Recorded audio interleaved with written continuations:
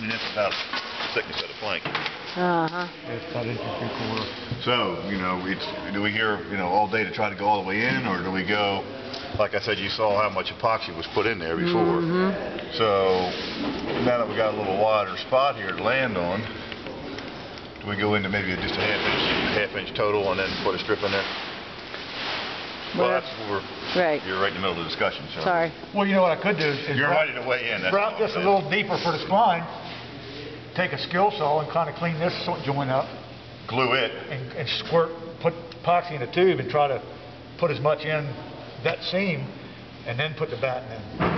Right behind it. Right behind it, yeah. So it's all put in at one piece or at one time. I'm happy with that. If this ends up failing again, then when we go to route that mess out, is what you're talking about going to be behind it? Yeah, yeah. And that'll be all right. Try to clean this, go down a little deeper. Right. And then clean this seam out with a skill saw.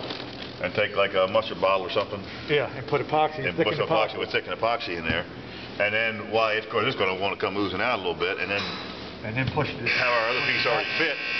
Put it in there. And you got epoxy there, and you got epoxy here. Like I said, and I think what we'll do is we'll brush just epoxy in there to start with, let it dry. So you got like a T-joint almost. Mm-hmm. So you got glue in there, and you got glue here, on, you know.